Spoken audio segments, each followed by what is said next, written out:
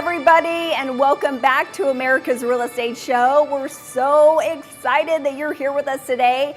As always, I'm Ashley Polito, your host, and we feature top producers from across the country who come right here to our studio so that they can share all of their secrets to success. And I cannot wait for you to meet our top producer today, who is here from New Jersey. It's our first top producer from New Jersey. So let's welcome to the show and say hello to Maylin Torres. Hello, Maylin. Hi, Ashley. Thank you so much. Thank you for everything that you have done behind the scenes. I'm so grateful for this opportunity, and you have been amazing, so I'm very grateful. Oh my gosh, thank you. I love to always do a shout out party at the very beginning. So who would you love to say a big hello to? Well, definitely hello to my team in New Jersey, all the New Jersey family, my own family that I know they're watching. I'm very proud of me. And obviously, everybody here, thank you for coming. Fabulous. Okay, and I'm going to give a quick shout out to my family at home. Mom, Dad, thank you for always watching. And I want to say hello to all of our live streamers. We are so grateful you're here, and we want to know you are watching. So flood our Instagram page. Post those pictures, take pictures of your screen, let us know that you are here, and tag at America's Real Estate Show so that we can feature you on our page. We would love that. Okay, so Maylin, we're gonna get started with a little highlight reel, and I cannot wait for everyone to learn your story. So to start with, in just 6 years, which is amazing how much you've accomplished, in just 6 years, you have sold over 300 units. 200 million in sales. You are number 7 out of all the agents in the Northeast ranked by NAHREP. You have ranked in NAHREP's top 250 for the past 3 years. You're a multi-platinum award-winning agent, a top 1% agent in New Jersey, and I had to let everybody know that you were featured on the front cover of Real Producers Magazine in New Jersey. So how fun is that? It was amazing. Yes, it was in January. So I'm very proud of all the accomplishment, obviously because of all the support I get. And I don't quit. When I say I'm going to do something, I just go all in until it's done, period. Period. Yes. Mic drop moment right there. I bet that photo shoot was so fun, and yes. the story was fabulous. They did a great job. So we're going to dive into a little bit of your story here before we get into our teaching segment of today. And I want everyone to know what an inspiring story that you have, and we're going to share a little bit. You grew up in Cuba. You sadly lost your dad when you were only 4, which I can't even imagine. But you did not let any of that define you. You let it drive you. And that's what I love so much about what you're going to share today. So really my first question is, I want to know, where did that belief in yourself come from? I mean, you had overcome these insurmountable odds, truly. And at a young age, where did that belief and that courage come from? Like you just said at the very beginning, it's like you are never going to stop until you win. Where did that come from? Yes. So, I always say, like, here in this country, at least, thank God, it's the country of the dreams, the American dream. And, here you have the opportunities that you don't have in other countries, like example, Cuba. I cannot speak about other countries because, I haven't been there, but I know in Cuba it is very hard. We were very, very, very poor. Like, we used to live like 10 people in our home. Sometimes, if we had like literally rice and beans, we were lucky. Eggs, it was literally hard to really find good food. Like, my family always had to figure it out, how to find the next plate of, to bring to their kids, like my grandparents, my mom, everybody. My grandma used to do my clothing. Like, she used to buy fabric or even use fabric and do my own shorts. I remember I see pictures of myself when I was a little kid, and I had like shorts all crooked and like my shirt all crooked because, it was literally made by my grandma. Like, we were very, very, very poor. So, I was always very smart, thank God, luckily me. So since little, I was always top of my class. I always wanted more and more and more for myself. I remember, I want to touch base on my dad because I think he always, because of him, I always wanted to push more because I wanted to make him proud. My mom had me at a very young age. So she was 16 when she had me, and then my dad was also very young. He went to school for medical school. And then right when he graduated, after a few days after my birthday, when I turned 4, he had an accident and he passed right after graduating from medical school. So that's why I always wanted to be into medical school as well, and I wanted to be a doctor by then to make him proud. But then I found out that there was other ways to make him proud, that I didn't have to do exactly what he did, and I think I had done a pretty good job making him proud and my family. But definitely, back to like the Cuba scenario, when I had the opportunity to come to this country, I say, okay, if I'm gonna go there, I'm gonna go to make a difference and, to succeed. I'm not gonna be there to be average, I'm gonna keep going. And every time I reach something, I go for more and more and more, because I think that there is no reason why settle, and there is always more to get. That's right. And you absolutely went for your American dream. Yes. So I would love to share with everybody that when you did move here to the United States, as you said, you are a brilliant, brilliant young woman. And you graduated with a Bachelor of Science in Chemistry and a minor in math. I mean, that is definitely not easy to do. And what I really find so incredible about your story is you were actually offered a scholarship to go to MIT to continue with your graduate studies. I mean, not anybody gets into MIT, number one, and who gets a full ride scholarship. But family came first, and you really needed to get to work. Yes. So you were unable to accept the scholarship to go to MIT. So your life took a different path, and you did start as a scientist and a chemist, and you worked for some top brands, which I would love for you to talk about. So tell us about that. Who did you start working for? Yes, so when I first came, I had to do a little bit of everything, obviously, because again, we didn't really have money even when we got here. So thankfully, my aunt brought us all from Cuba, and she had to sacrifice a lot, but even here, she didn't have money, so we all had to work to help out. I mean, she brought 10 of us, literally all together from Cuba in a reunification plan. So we all were working, I work in restaurants, I work in a beauty salon, doing nails. I work in Burger King. That was my first job when I first got here with no English. If now I have an accent, imagine back then. I had no English whatsoever, so I don't even know how I did that. And while I was doing all of that, I jumped into like a school, King University in New Jersey, that offered an ESL program. So basically, I could go and take a few of the classes. Like while I was taking ESL class, I could take a few of the classes in Spanish. But really, the main science classes I was taking it in English. But by then, I had no English. So I was talking to my professor. The professor talked to me. And I was like, yes, yes, yes. What are the numbers to go into a study later? Because I couldn't do it. But just when I finished all of that, I graduated top of my class, like you mentioned. And then, I got the full scholarship. But they wanted me to go and do my doctorate in chemistry. And that was never my goal initially neither. Like I was doing chemistry to go into being a doctor.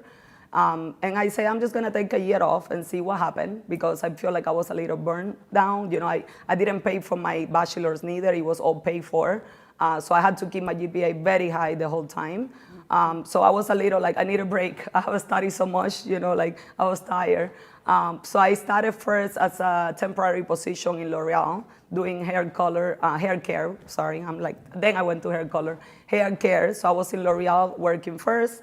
Then I went into coding. So I ended up there 4 years, and I ended as a senior scientist in coding. So I did actually 5 years of chemistry before I actually went into real estate. Right. I love that. And so I'm going to take us back to 2019, when really this is where a big pivot in your life happened. And you found yourself at a Grant Cardone workshop, seminar, conference, right? I think it was one of his 10X conferences. Mm-hmm. And you're sitting there in the audience, and he says something that just totally hits you. And I want to repeat what you shared with me. So he said, if you believe in yourself, you've got to go all in on your plan A. Yes. Because if you have a plan B, you'll never go 100% in on your plan A. So tell us what happened next after that conference, because that really changed the whole path of your life. Well, you mentioned before that what made me, I think, a series of obstacles, always surrounding myself with the best people, always trying to learn from the people around you. And if you have nothing to learn around the people that you're with, then it's time to change some of those people, I think. So, I always started surrounding myself with big and bigger people, people that I want to learn from, like people that I want to be like. So, I had to also give a shout out to Grant Cardone and Elena Cardone. They were my first mentors, and I will forever be grateful to them. And and I love them really because I spent a lot of time with them. I learned a lot from Grant. Like I went to all the 10X conference, all the masterminds, all the real estate conference. I've been to more than 20 of his conference. So that first conference that I went with him in 2019, yes, he say, if you have a plan A and a plan B, you're never gonna succeed or be the best potential, reach your full potential in neither or. But you have to choose either plan A or plan B and then go all in. That's it. You don't have to have a plan B. Just choose one and go all in. So that's what I did. That's when I went all into real estate, which you haven't touched how we went there. Yes, well, we'll definitely share. Yes. And I'm super curious to know, with having gone to 20 different conferences or more of Grant's, can you just think off the top of your head, what was one of the most amazing things you walked away learning that you could share with everybody? Well, that's kind of what I was thinking. I think he's very about your surroundings and be careful. Like, even our own friends from before, our own family, sometimes just because they love us and they look at us like this little thing, because they've been with you for so long, they don't really see sometimes your vision. And your vision is your vision. So you have to go all in and just go. No matter what people tell you, believe in yourself. And surround yourself by people bigger than you. Because the people that are bigger, they're never going to criticize what you're looking to do. They're only going to inspire you and, tell you, good job, keep going. Kind of keep you accountable, keep pushing on you.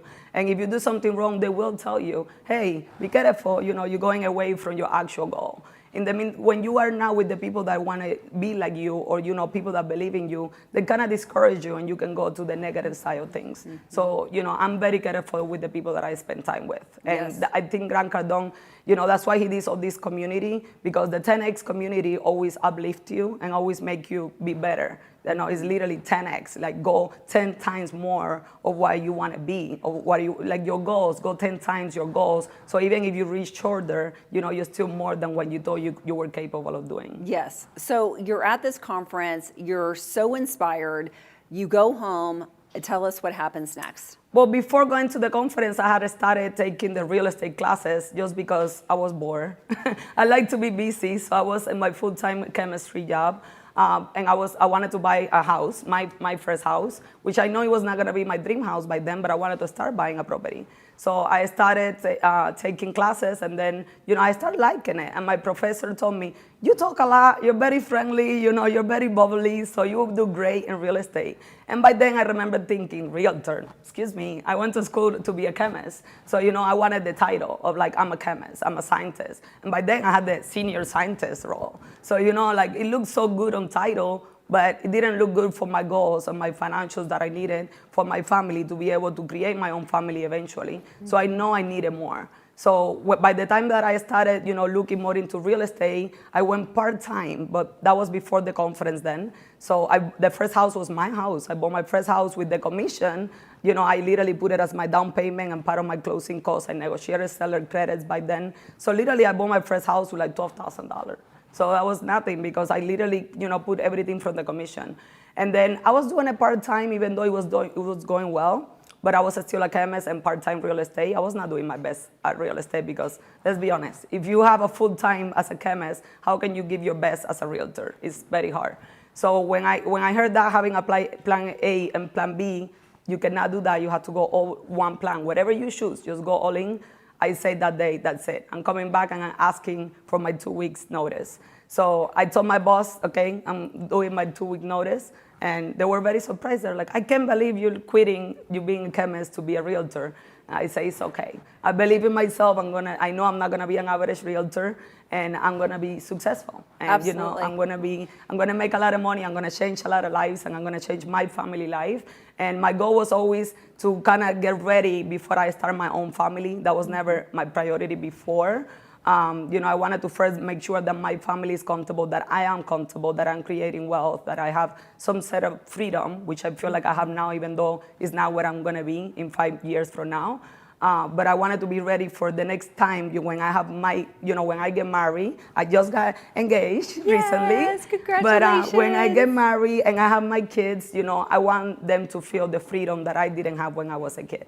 Yes. Oh, that's so beautifully said. And I mean, didn't you sell like 20 houses when you were just part-time? Yes. I mean, you were already going just guns blazing. So my first 6 months, I did 26 homes while I was part-time. That's amazing. Yes. That's amazing. So, I mean, again, I just have to know, I mean, you have such belief in yourself. Where, again, I know I'm asking again, but where did this come from? I mean, you go to this conference and boom, you go home and you're like, that's it. I'm quitting my full-time job and I know that I can be successful as a real estate professional. I mean, how did you just instinctively know that? Because I'm sure you can probably think of some people that you know in your life who could have done the same thing. They could have gone to that same conference, heard the exact same thing that you did, but they didn't go home and quit their job and go all in on their dream or their goal. So what do you think that is inside of you that you just know, I'm going for it? Yes, I think I just cannot fail. I owe it to myself, I owe it to my dad, I owe it to my family, to my mom, to my future kids, to my husband, future husband. Like, I need to be successful. I want to leave a legacy. So I think that, I have bring people with me to the conference. They go to 20 bathroom breaks. They don't feel interest. Like, they get bored. They're like, how you like being here, sitting? This conference, literally, we get there at 8 a.m. and we don't leave until 5 p.m. Then I network. I go and meet people until like 11, 12. I wake up the next day and I'm there, the first one, and I'm the last one to leave, because that's how you meet people. I have seen to have a drink at the bar with people that I didn't know they were the speakers, and the next day they were the speaker at the same conference. So you never know, but you need to believe in yourself, and don't settle. Like I always say to people, to my team, don't settle. You can do so much. Let's do it. Let's build. Like, I always encourage my team, like, what are you doing with your commission? What are your goals? Like, I always sit with my team and I'm like, besides just the commission and how many houses you're gonna sell, what are your personal goals? Like, I know from my team what are their personal goals, and I wanna help them get there.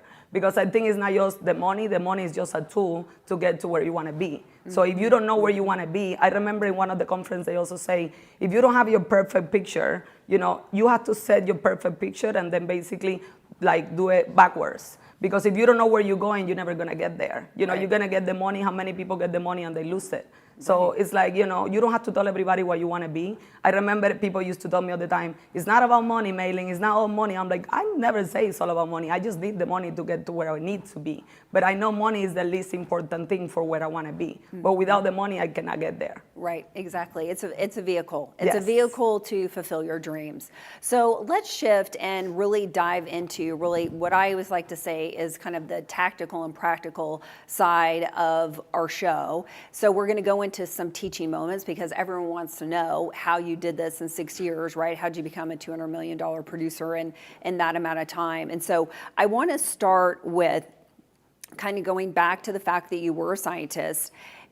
How did you basically go from chemistry to closings? That's what I'm going to call it, chemistry to closings. And one of the paths that you chose was mastering Zillow leads. So let's talk about Zillow leads. I know that can be a bad word sometimes yes. amongst realtors. Most of the times. Right? And some, real estate agents would say, you know what, that just didn't work for me. And so today we're just going to talk about Zillow leads and how you mastered them through your lens and what has worked for you. So just to start with, what would you say to any agents who are watching and listening who have tried Zillow before or who want to try Zillow? Let's talk about how to invest our money correctly when it comes to Zillow. So give us some tips and some strategies around how we're going to pick where we're going to invest our money. Yes. So, I think it depends if you are in a team or if you're a solo agent starting or if you're an experienced agent. I don't have a problem always, kind of like if anybody call me and ask me exactly how to invest in. I think that Zillow does work. A lot of people say, oh, I don't buy leads. I'm like, well, you invest money in other things that might not work. Maybe you invest a lot of money in marketing, but you're not really getting the return on your investment. I get a lot of return on my investment on the Zillow leads. You know, like what I spend, I make like 300 times of what I invest. So I think that you need to know how to convert these leads. So that's the question, but it depends. Like if you are on a team, if you are a solo agent, because yes, I mean, it gets costly. For me, obviously, I partnered up with, you know, that's how it always works. You partner up with a lender, and basically you split the cost half and half. I mean, you have to put your investment too. But, you know, there is many lenders I speak with, and they're like, I love that you don't mind investing with me and you don't ask for me to pay for everything, because I was like, I have to believe in myself. So if I'm also investing, I need to make this work. It's the same thing as I was saying before, right? So I think that when people just complain that the Zillow leads don't work, it's just you're not believing in yourself enough. Because you're getting an email, you're getting a phone number, you're meeting with a person in person. And it's like, you know, other people say, well, what happened if Zillow leads disappear? I'm like, you still have a lot of data that you have got toward, like I've been doing this for 6 years. I have over 4,000 data, you know, clients, Zillow, emails, phone numbers, everything that I could get back to them and like call them, do clients event, you know, referrals. We get a lot of referrals. I got a repeated business. So the Zillow lead is just a way for you to capture that data. Then what you do with that, then that's different. So I always say the first thing that you need to do when that press call come in is don't get into asking, are you pre-approved? Are you not pre-approved? Like, don't ask them personal questions, because they're literally just reaching out because they want to see a house. That's it. That's all they want to do. They don't know who you are. They don't know if you're a top producer. They don't know if you're a new agent. They don't know if you have never sold a house. They're just saying, I want to see this house. So all you have to do is like, okay, what time tomorrow? What time on Wednesday? What time Saturday? Get the appointment. See them in person. Don't be asking all these 5-minute questions on the phone when they don't really want to talk to you. They literally just called to see a house. So I always tell my team, don't ask questions. I actually listened to the calls after, and I told them, don't ask questions. Just, hi, this is Mailing. I see that you want to see this and this address tomorrow at 10 a.m. Does this still work for you? Yes? Okay, I'll send you my business card right now, and I'll see you there tomorrow at 10. I don't even ask nothing. Like, they don't want to, they don't know me. They don't know who I am. So they don't care about sharing anything with me. They just want to go see the house. Now, how you come ready that day to the showing, if you know your things on the showing, if you explain the showing, if you explain the area, if you say the schools around the area, if you actually, you know, tell them how long have you been looking for, you know, what are your experience so far? And then there you ask them, have you talked to a lender before? Like, you know, like get to know the client in person. Don't get the client to get to know the client on the phone, because I think that never works, and that's where you actually lose the client. That's where you think they go wrong. Yes. Okay, so I want to go back to talking about investing our money, though. Walk us through, I mean, let's just say someone is brand new and they're being inspired today and hearing your story, and they're like, okay, well, maybe I'm going to give Zillow a try, or maybe I'm going to try it again. So when they're looking at investing their money, how are they deciding where to invest their money? Are you studying the market ahead of time? When you are talking to your Zillow account rep, I'm imagining that's who you're speaking with, they are probably letting you know what's available to you. So walk us through, just kind of give us a broad overview. If you're a new agent? Yes, or if you're just new working Zillow leads, walk us through what that's going to look like. Our account rep is probably going to tell us what's available, because not all areas are going to be available. And talk to us about how because you have some pretty cool strategies about how you kind of move your money around, because you can change and decide on different areas every month, or even within that month that you're paying. So talk to us about that strategy. It's almost like a chess game, I feel like. So I think that's where a lot of people go wrong on Zillow. They just want to get married to a zip code. And some zip codes sometimes don't work. And it doesn't mean that it doesn't work forever. It just don't work maybe in a month. Maybe some zip codes have worked 1 month and the other month there's 0. So you have to be on top of it. And if you're not getting leads, if you're not getting calls, you can literally change the zip code at any moment in time. So when you're starting new, the first thing they're going to do is they're going to put you with like a sales rep, like a manager. Depending, for me, since I have the team as well, they put me someone with a lot of experience, but then he told me everything that is available in my area. So I told them I do a lot of Union, Essex, Bergen County, like everything like more like central and north of New Jersey. Even though I still sell in the South as well because of my team, but I really don't invest so much in the South on leads. So I told them, give me everything that you have available. There was like 5 or 6 zip codes that I wanted to get, and they were sold out, or he even told me, you don't really get a lot of leads there. Why? Because the zip code is an amazing zip code and is somewhere that you will see yourself selling there, or someone that you will want to be saying, this is my listing, it doesn't work because there is not many listings in that area. And the way that Zillow works is like, you get the leads according to the amount of listings that there are in that zip code. So if there is a very popular zip code that sellers usually never sell, you're not gonna get a lot of leads. So you're gonna be paying very high. The least leads there is, the more you pay. So example, I remember one time I invested in Cranford, New Jersey, which I wanted to be selling there, and I was paying like $2,500 for like 5 leads. That's a lot of money. And then I was not converting them, that was hurting my pocket. So I had to move it right away. So right now, example, I do some zip codes that it was never in my idea that I was gonna go invest there, but he's like, listen, this zip code for this same $2,500, you get like 18 leads. And I was like, okay. Let's give it a try. And I think that's a zip code that I sell the most now. I was selling the most important boy right now in New Jersey, for those watching in New Jersey. But it gives me a lot of leads. That doesn't mean I don't take other places. So right now, I'm also more in the north as well, in Union County. But I kind of spread myself through different zip codes. But the point of this is like you have to look with your sales rep, the zip codes, and ask them, how many leads am I gonna get? Example, I'm brand new, I only have $1,000. Okay, listen, I always tell a new agent, you can invest, if you believe in yourself, you can invest at least like $1,500 or at least $1,000 monthly. If not, okay, start at least with $1,500 a month. So $750 you, $750 the lender. Even if you get 2, 3 leads, 4 leads, the wording of the zip code, if you really work those leads, you have to believe in yourself that it's gonna work. More, but you cannot look at it like as a monthly thing. I believe like all the time people ask me, how many you do convert by month? And I was like, I don't look at it by month. I look at it per year. Mm-hmm. Like example, let's say, I don't know, I invest $30,000 a year on my own money, plus the lender does his own $30,000, but then I make over $300,000 in GCI. Is that worth it? Absolutely.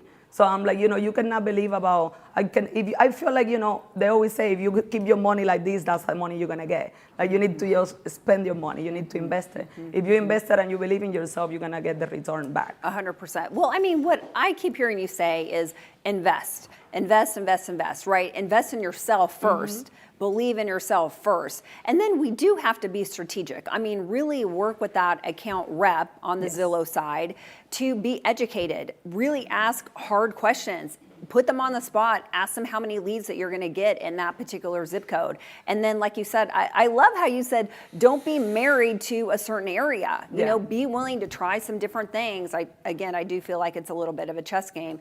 And then it sounds to me like you also have to be incredibly educated on the market. So if they give you, hey, these areas are available, then I would think, now you tell me if this is, yes or no, but I would think that I would then wanna go check my MLS, I'd want to look at my data. I would want to personally see what the market is doing in those areas. Are there a lot of listings in those areas? Have there a lot of properties been sold in those areas? So that I myself would know if I'm making a good decision. So I don't know. What do you think about that? Yes, I mean, I think we were talking behind the scenes about that as well. Like when people say the Zillow leads don't work, I think that it's just you're not really educating the client. Mm-hmm. At the end of the day, any lead is, you cannot look at it as a number, as a commission. It's somebody that's their dream, okay? They're saving this money multiple times to buy a house. Few people buy it like it's a game as an investor, but a lot of people, they buy only one house in their entire life. Like they have to take this very serious. So you as an agent, you cannot just take a lead over the phone and say, I'll meet you there tomorrow at 10 a.m. and get there just to open the door. Like we know that there is some realtors that just open door and don't have any education about the area. I mean, come on. I can go right now to show a house here in Chicago. Right now we have ChatGPT. I can put a full address and say, hey, I'm gonna go show a house on this and this area. Please tell me the market in the area. Please tell me what schools are around. Tell me anything that I need to let my client know. And I would, in 5 minutes, kind of study that and go there and have a whole conversation about the market with the client. You need to come as you're the professional. You cannot just be afraid of the client. They need to know that you're there, that you know what you're talking about, because they're basically hiring you for one of the biggest decisions in their life. Mm-hmm. If you're not secure, if you're not confident that you know what you're doing, I always tell my agent, even if you don't know, just know.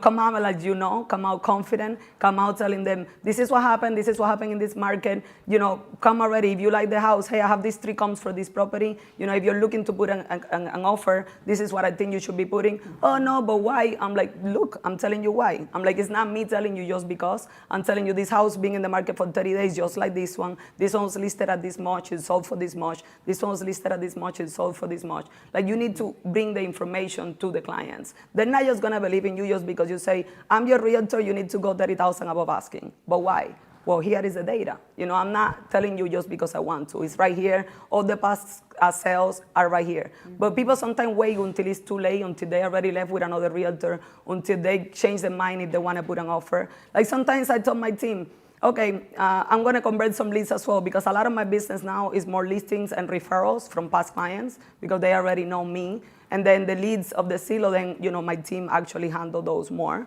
because I'm a little busy training and doing everything with the investments and everything. So the Zillow leads do take a little bit more time. But I tell them all the time, oh, you think the Zillow leads are becoming a little hard? Let me take a few. And then I take a few and I show them again how I can do it still. So I'm like, everybody can convert the Zillow leads, but you need to be secure. And I showed them 2-3 houses and I was like, well, you told me you wanted these kind of homes. So now that you know, are you ready to put an offer? Let's go over, the details and let's see what offer we're putting. And sometimes they tell me, oh, I don't know if I'm ready to put an offer because, I only sold 4 houses. I'm like, okay, but why do we need to keep looking at houses? You told me you want this kind of house with this backyard, with this living room, open concept, AC, laundry unit, finished basement, with parking. All of this is in all these 3 houses, and you say you like them. So what is the reason to keep looking? Because sometimes what happens too, you need to tell them that. I have showed properties before with the client, see the first house and love it. And they're like, I want to go see more houses. And then by the time they saw 15 other houses, they want to go back to that first house. It's gone. So we as realtors, we need to let them know that could happen, but in a way that they don't feel like we're pushing them. We can push them in a professional way, educating them. Not just tell them, come on, I need my commission. Right. Yes, well, you want to lead them down the path with confidence. That's what I hear you saying. So, you know what, I did note there were 3 things behind the scenes that we talked about that I wanted to touch on, that this is really kind of how you work your Zillow leads, and you feel, agents kind of go wrong if they're not doing one of these 3 things. So the first that you mentioned earlier is keep the phone call short. So I definitely want you to touch on that again. Build the relationship by showing homes. That's great. And then this was perfect. This all goes into mindset. Never see showing homes as a waste of time. So touch on those 3 things for us. If agents can really shift their mindset and follow those 3 things, you feel pretty confident that they're going to have a lot of success converting these leads. I believe that yes. I have talked a lot of people because, again, this is a topic that a lot of people criticize, and they say, oh, well, she only just do leads, Zillow leads. I'm like, well, not really. We get a lot of referrals. We still get, we still do different ways to get business. But I feel like because I do run my numbers, my majority comes from Zillow. And I mean, since day one, I did Zillow until now. So I feel like if it would not be working, I would have stopped it by now. But I believe that is something that, like everybody, right? Somebody is good at door knocking. Somebody is good at cold calling. And maybe some people are just not good in Zillow. I don't know. But I'm like, I try to train my team, and so far, everybody's successful. I have people that on their first year, they do over 20 houses, all Zillow, because they have no connections. So touching on this, what I was saying is I always tell at the beginning when an agent started my team, if I'm training them with the Zillow leads, I observe what they're talking about. I'm like, you're talking too much. You're talking too much, cut it. So I'm like, that's it, cut it. So I'm see 5 minutes conversation. I'm like, no, your conversation needs to be in less than 1.5 minutes. Like, it's literally, that's my script. Hi, this is Mailing. I'm with Realty of America. I'm a Zillow Premier agent. I'll see you seeing this and this house. When would you like to see it? Saturday. Okay, perfect. What time? 10 a.m. Okay, let me check with the seller's side. I'll get back to you. In the meantime, I'm going to send you my business card, and then let's keep in contact. Also, if you want to see any other house in the area, please let me know, because I could show you any house that is for sale in the state of New Jersey. But please call me, text me if anything changed, so I don't show up to the house and you're not there. Click, that's it. And then everything is text until I see the person. I try to not talk so much until I go and I see you in person. Then in person, it's like a relationship, right? I need to make you believe that I am the best candidate. Mm-hmm. Like, you want to date me? Let's go. Let's go. So I'm like, you have to make them feel, you know how many realtors are there? It's a lot of realtors. And a lot of them, I'm sorry, they're not good. So I'm like, they don't get trained, they don't invest in themselves, they don't invest money, or, they're not here learning, they don't watch these shows. Like, your shows, you have shared so many amazing tips. And I know there is many people that have not even watched any of the shows. So I'm like, if they just go back and watch your show, every episode there is people just giving nuggets, telling things that you can implement in your business. Mm-hmm. But they want things to work just are like, God help me, but they don't do nothing to help themselves. Right. So I'm like, I feel like that doesn't work. So the first thing is keep the conversation short for sure. I always say, don't ask for a pre-approval right away. Like I know people that are wealthy and they don't like the credit to be run. Like, I don't like my credit to be run. I'm like, for no reason, no, I don't want to have inquiry if I'm not sure if I'm buying the property. So I'm like, just ask questions, get to know the person, where you work, what's your income, do you have a car payment? Like, while I get to know you, I ask you all those questions. I already know what's your debt, what's your income. So I know, I'm like, for a fact, these people are gonna, they're gonna be able to get a pre-approval. Obviously, I don't say show 10 houses without a pre-approval, but I feel like the first house, second house, I always tell my team, at least do 3 showings without talking so much about, do you have money or not? Because that's basically what you're telling them. So I'm like, people don't like for you to tell them in your face, I don't feel like you can afford this house. That's what you're saying if you're asking me so much for a pre-approval. Mm-hmm. And I think, again, this is like different opinions. I know people that they will never get out of their house or their office without a pre-approval. I don't work like that. I don't tell my team to work like that. And I feel like this year, that is being a hard year for many agents. Mm-hmm. We have doubled our business this year. Mm-hmm. And people don't want to feel the pressure of just giving a pre-approval. Right. After a few times when you actually build the relationship with the client, they're going to be okay getting a pre-approval. And I told them, listen, this is like going to the mall with no money.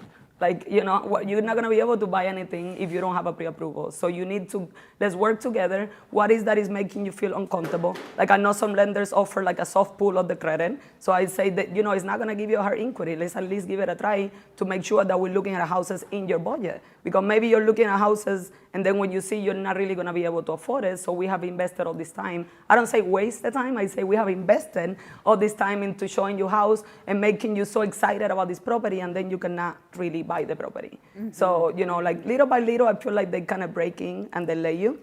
And then what was the thing? Other thing, why keeping the conversation short, and why I think... yes, just the mindset of not feeling like you're wasting time by showing properties. Oh, that's what I told you before too. I say, sometimes it happened to me, it happened to everybody on my team. Sometimes the smallest lead, like we have got a lead for 150,000, 180,000. And sometimes it's hard to find a property. I mean, in New Jersey, the average price right now is like 500,000. So if you get a lead for 200, it's like a condominium of 1 bedroom or like a studio. It's like there is nothing for that price there. So, when you get that, a lot of people, they're like, I don't really want that lead. Like, what am I going to do with it? I'm like, this is a person. If you create a relationship with a person, even if they don't qualify, they will refer you their aunt, their mom, their grandparents, their kids. Like, I have people that haven't qualified, and they have referred me their entire family. So that's why I say, it's not just mailing those Zillow leads. No. I connect with the Zillow lead. And then that Zillow lead, that person that I met, they connect me with everybody else. Right. So it's just an extra, like, I came from Cuba. I was not raised here. So I don't have the connections that many people have, or their environment to be like, I have all these friends from high school I was not in high school here. So I don't really know all these people. So for me, it's just a way to buy data and connect with the people really deep, so that then they could refer me to everybody else. Right. And it sounds like, if I heard you correctly, it sounds like you're having these more in-depth conversations when you're actually showing the properties. And I think that's what you were training your team, is don't try and have these long conversations on the phone, on this initial phone call. Wait, show them properties, and while you're touring, that's when you can have these conversations very casually. Is that correct? Yes. And I mean, I know at the beginning it's a little uncomfortable. Not everybody is very outspoken and, confident. So I got people that started with me before and they were very shy and they cry. Yuli, shout out to Yuli. And like in my team, I'm like, I get to the office sometimes and she was crying for no reason. I'm like, why are you crying? She's like, I don't know, I'm nervous and everything is dying and this is not working. And I'm like, okay, this is real estate, relax. I'm like, we just need to concentrate on, helping them more deals. Don't get, just get confident. Just go and have a conversation with them. Like, go show them, become a friend, like have a relationship. Like, this is all humans. I always think about like my mom example. When she bought a house in Florida, she was lost. And the agent was barely telling her anything. She's like, niña, mira ver qué dice ahí. Yo, what is your agent? And I'm like, well, she don't explain anything. So I always think like, how would your mom feel or anybody feel if they buying a house and they're lost in the process? You know, like you need to be there for them to feel comfortable, for them to feel like secure, that they having an agent and that you have their back. That's why you're making money. It's for them to feel comfortable and happy with the whole process. Yes. Okay. And now something that you shared with me off camera that I think is important to touch on is the importance of a CRM. And I want you to share with everybody, you know, how much your business grew the minute that you started really using a CRM intentionally in combination with your Zillow leads, because there was a point in time in your business that you weren't doing that. So let's talk about maybe kind of the before and the after effects of really going all in on a CRM and being intentional. Yes, so before I was not really using a CRM, believe it or not. I literally just started using it 2 years ago, and everything have changed. And even though I started implementing it last year, I was not really going all in the CRM. I feel like this year we have really kind of forced, even my team and everything. I was like, if you're not putting things on the CRM, I am not giving you any more leads. So because I'm like, if you don't force it, they don't do it. And I don't do it either, because it's kind of like, I'd rather just go talk to a seller, to one of my referrals. I know the referrals, I know my clients. A lot of my clients are my friends now. So I'm like, oh, I see you Saturday. Like, I don't put you on the CRM, but then you forget. Because even if they're your own friend, you know, you forget to kind of get back to them. But putting every single node in the actual CRM, it helps. So before, Roa is giving now Follow Up Boss, which is my favorite CRM. So I'm very glad for that, because that's gonna be maybe extra money that I can invest in Zillow, because now I'm gonna save like over $1,000 between Follow Up Boss and Ylopo, because I was paying for that on my own. That was a CRM that I like. And, you know, thanks to Roa, now we have it for free in our tech package. So. I know those tech stacks. Yes. They are very important. Yes. All right, cool. Thank you for touching on how important it is to use a CRM, because, and just maybe real quickly, high level overview of what you've noticed was different or is different in your business now that you have been so intentional in using that CRM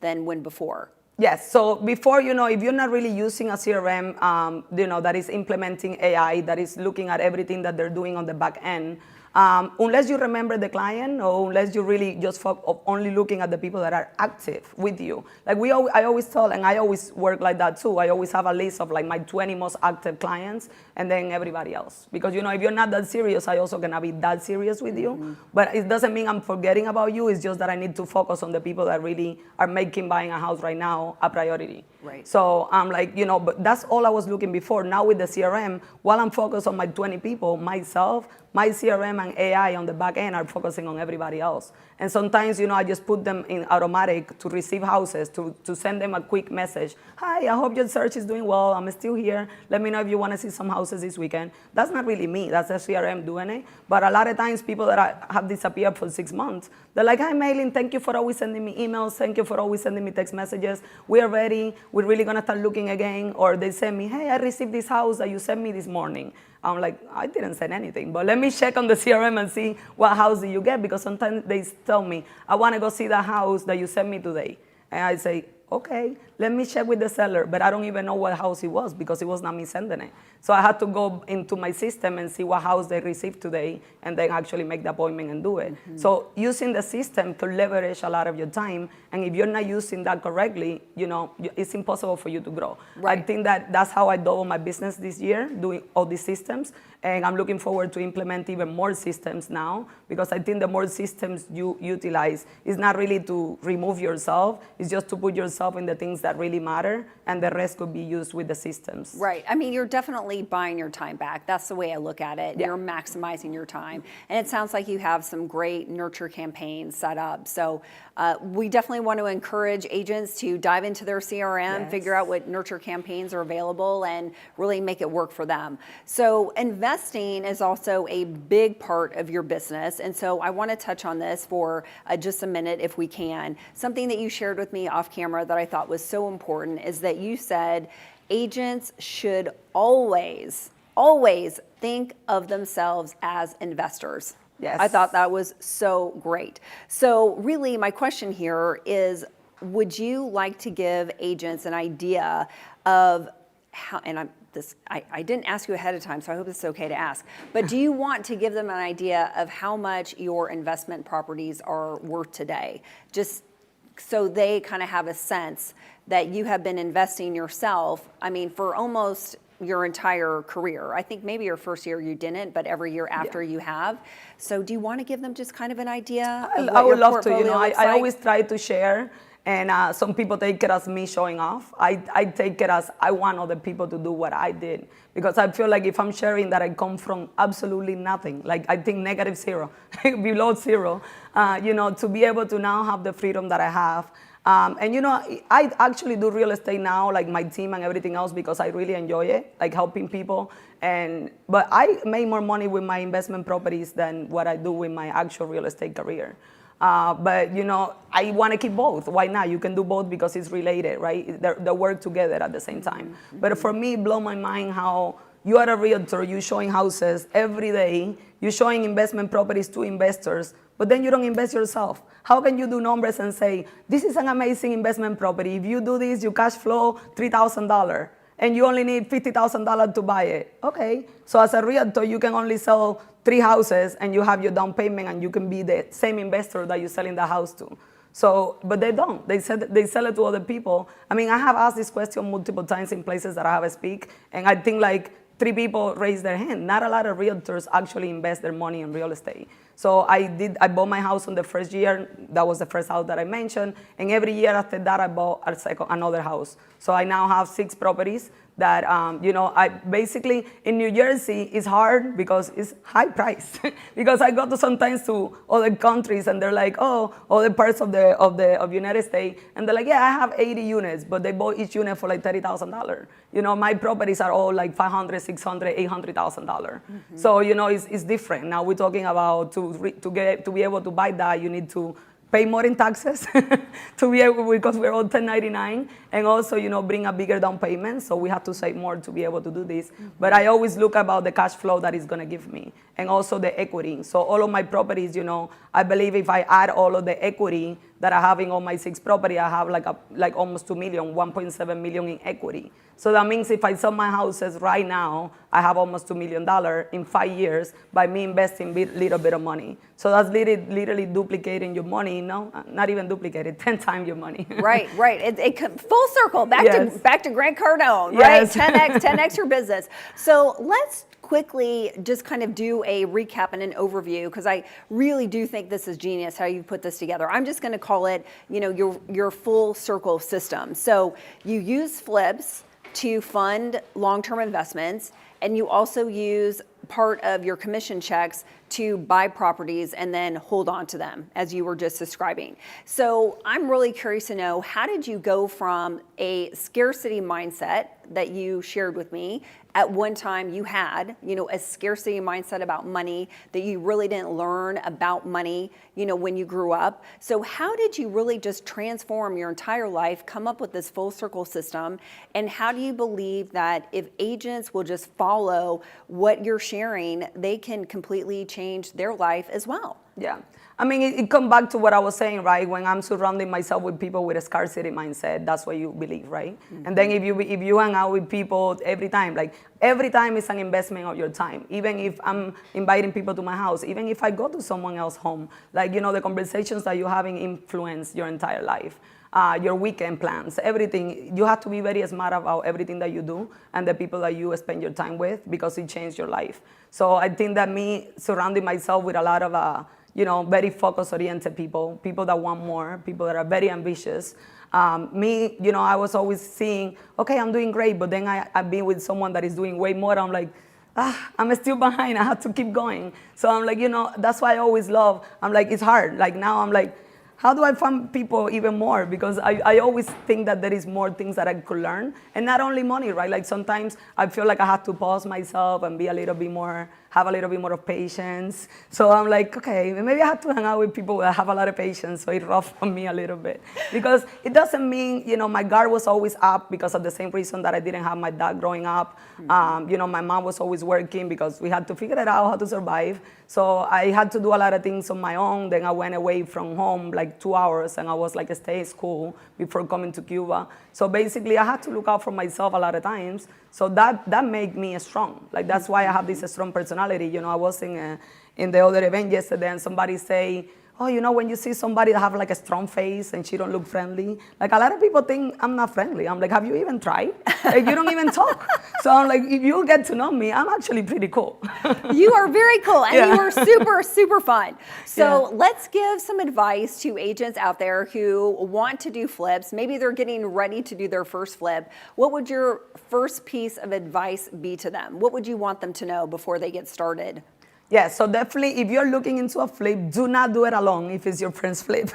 So my first one, I didn't do it alone. I did actually 3 of them with somebody. Because, it's good to just find somebody that have done it. Even if you put the entire money and they give you 50%, hey, if you put $20,000, $30,000 and they give you 50,000 back and you made 20,000 and you actually learn how to do a flip and, where to buy the materials, because I got a lot of things from being a partner as well. Where to buy materials, how to kind of get to the contractors. I mean, the harder things is finding a good contractor because they disappear. But I'm still struggling with that. I think that everybody struggles with that. But definitely, find somebody that have the experience and invest, even if you don't get the most profit out of it. Invest with them, and then when you feel ready, then you go and do it yourself. I think it's kind of like investment in knowledge, like everything else. Right. You might be putting more money than that person, but you're investing on the knowledge that they have that you don't. So initially do it with somebody else, and then when you're ready, you can do it yourself. Oh, I think that's great advice. Yes. Okay, how about let's speak to the agents who are out there who would love to follow your model of success. But what if they feel like they just don't have the money right now to invest in properties? What would your advice be to them? Well, I think that, like everybody said too, they always say use other people's money as well. If you have the knowledge, I have people that are telling me, Maylin, I have money, let's do a flip together. So why? Because now I have the knowledge. So either you have to get your money from the real estate commission or learn. Try to learn. Even you could sell with an investor, being more involved. Like there is people that sell houses to investors. They get the property at the beginning, and they get the property when they fix it. But they never go to the house at all in the whole process until the house is done. For me, that blew my mind, because you could be getting free knowledge right there. I mean, if you saw the house before it was flipped, and the guy is already signing, the investor is already signing that you're gonna get it after it's sold, why are you not visiting every day to see what they're doing, what's next on the process? Are they doing plumbing? Are they doing, roughing? Like, are they doing the sheetrock? What are we doing today? Flooring. Wow, look how they put the floor. How do they do the electricity, all the electricity in the back end? Like, for me, I admire all of that. So I always try to go see all the process on the flips, because it's like mind-blowing for me. I'm like, wow, this is amazing. And then you see it all covered up, and it's like, this is the same house. It looks beautiful. Right. I love that. That's beautiful advice. Okay, so Maylin, don't go anywhere, because we're going to take a quick mortgage minute, and then I'm going to come back and we're going to wrap it up with some super fun rapid fire questions. Okay, let's do so it. I would love everybody to welcome to the show a 30-year veteran in the mortgage industry. Please say hello to Miss Irma De Leon, and she's going to give you an awesome mortgage minute.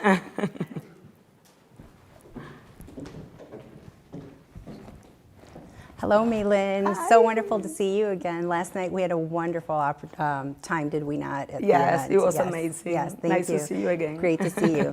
So I just want to say I really love your story. Here you came from scarcity, right? I mean, survival, right? Being with Cuba and everything that happened, and yet you had such people around you that really embraced the opportunities when they came here to the United States to look and see what we can do. But everybody helped out. You mentioned that, and that doesn't always happen. So I loved how you saw that everybody coming together helped rise everybody, right? And then your father, studying to be a doctor, really hit home for me, because my son's actually doing the same thing. But I love how you went into wanting to honor him and being a chemist and studying and going that path. What's interesting to me, and I don't know if you are aware of this, but you're very data driven. Yes. So in chemistry, it's about data, right? And then the systems and everything. So I love how that has actually come together for you. And you said, I'm going to go on a journey that I'm going to go all in, which I think is beautiful. I've never thought about it. Like if you have a plan B, then you're not really in plan A. So that to me was an awakening moment. So thank you for that. And you just went all in, and look at where you're at today. So it's an honor to be in front of you here, and congratulations on your success. Thank you. Thank you for being here from New Jersey. Appreciate your time. Thank you. Thank you. I'm very honored to be here once again. I mean, for me, this means a lot, and it's only the beginning for me. Yes, absolutely, absolutely. Congratulations on your success. Thank you. Thank you. Hi, my name is Irma De Leon, and I'm a 30-year veteran in the mortgage industry. I'm an executive vice president of SunWest Mortgage, and I'm a proud single mother of 2 amazing sons. So last week I talked to you about 4 buckets, and when I mentioned that, it was really to help you understand how you might be able to explain the cost involved to your buyer when they're buying a home. Because a lot of them seem to think all they need is their down payment. So last week I shared 3 buckets, today I'm going to give you the 4th. But before I do that, I'm going to recap. So the first bucket will be your down payment. This is where you can explain to your buyer, this is the amount of money that they will be using in order to invest into the property based on the mortgage program that they will be working with.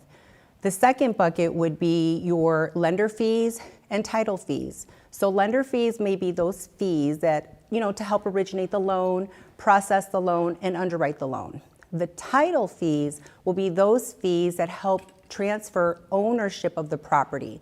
So that would be a title policy, recording fees, closing fees, those types of fees. Then the third bucket is going to be your prepaid expenses. What is that? That would be from the day of closing to the end of the month, the interest that is paid, as well as the insurance policy for that 1 year, the first year. Then the fourth bucket would be the escrows. So what's an escrow? You can explain an escrow as like a special account that us, the lender, will set up for their property taxes and their homeowner's insurance. So every month that they make a payment, we'll be depositing 1/12 of that bill into that account. So next year when the bill comes in, we will have enough money to pay it for them. So when we do that, the day of closing, we're going to set up this account and we're going to deposit the appropriate amount that is necessary plus 2 months cushion in order to make sure that that bill can get paid the next year. So right there you have 4 buckets that you can explain to your buyers and make it more simple for them to understand the cost involved with purchasing a home. If you found this helpful, please make sure that you follow me on Instagram, DM me, and one of either myself or my loan officers will be happy to get back to you because we want to help you continue to be successful as a real estate professional. And remember, we only have a few more months here in 2025, so let's continue to thrive in 2025. Thank you.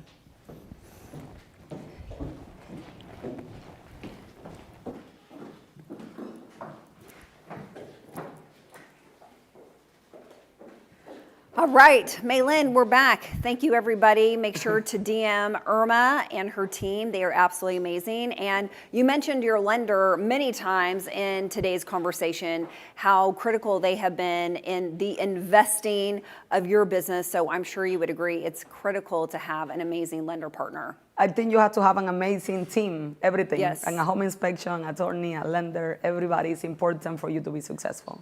It takes a village. Yes. That's for sure. Okay, so I want to wrap up with a couple of questions just to kind of tie this all together. So my first question for you is if you think and reflect back on where you started to where you are right now, what does financial freedom mean to you today?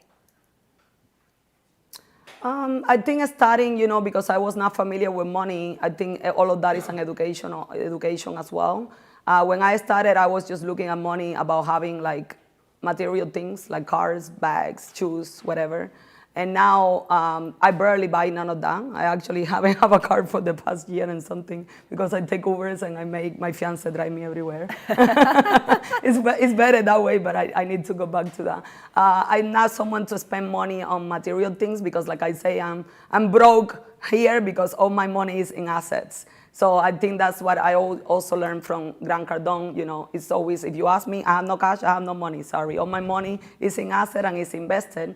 But the whole point was me creating my retirement, me focusing on the future, a happy family. So I think a happy family definitely needs to be comfortable. So freedom for me is me looking at the future, traveling with my family, being able to, you know, not worry about paying a mortgage. You know, I don't need to be a multi-billionaire that, you know, just taking money everywhere. I just want to be happy and comfortable and travel the world, get to know people, and experience life without having to feel I can't afford it. That's freedom for me. Absolutely. Well, I mean, it reminds me what Eddie Garcia says all the time, right? I mean, you have to be willing to sacrifice. And it sounds to me like you have done a lot of sacrificing so that you can create the freedom that you want in the future. Yes. So you are kind of giving up the good for the great later. And I think that's very, I think that's very exactly smart. what Eddie have done, right? Like he delayed his marriage and all of that to create this amazing company that we are Yes. all now. Yes. And I think that's also what I always wanted as well. I was like, it doesn't mean I don't want to be a mom. It doesn't mean I didn't want to get married. I was just not ready, and I needed to focus on creating something better for my future family. Right, right. Well, that's very smart. Investing, that's been another key word today, right? You're investing in your future. And so I think that's beautiful. Okay, so let's think about all the challenges that you have faced in your life, right? Which there have been many. So there are a lot of other people that are out there watching, listening today, and they will, you know, in days, weeks, months, you know, years to come, right? And everyone is always in some sort of season. Usually you're coming in, you're going out of something that's probably challenging. So what type of message of hope would you like to offer to anybody today who finds themselves in a difficult place? I mean, I think that even I find myself sometimes in different situations and challenging situations. We all got days too that we feel sad for no reason. At least for me, it happens sometimes. I'm like, why am I even sad? I don't even know. So, you know, I feel like in that moment is try to find a place and people that will lift you up. So I know when I'm having a challenge, I try to, you know, sometimes you have to recognize, is this something that I can come out of it alone? Or do I need someone to help me get out of this? Because we are all humans, and even though we might be doing many things all at once, you know, I don't know, the chemistry in our own body, sometimes it's not working with our excitement, you know? Right. It's like when you're so excited and doing so many things and then you get sick. Okay, well, you need to get some medicine to get better. So same thing, right? Like if you are feeling down, try to find those people that are gonna lift you up. And, you know, surround yourself with people that believe in yourself. There is nothing better than me sending texts this morning to Alex and Lino in New Jersey, our broker from Jersey, and I say, I'm ready. And they're like, you're going to crush it. You know, you got this. So, like, things like that, little things, you know, it motivate you to not let other people down as you're not letting yourself down. So that's my opinion. Always look for people and you know, ask because I believe I was talking to Maggie yesterday, and I would say, if you don't ask, you don't get. You know, like I always ask because, you know, I could look at you and say, oh my gosh, she seems so amazing. I wish I could ever have coffee with her.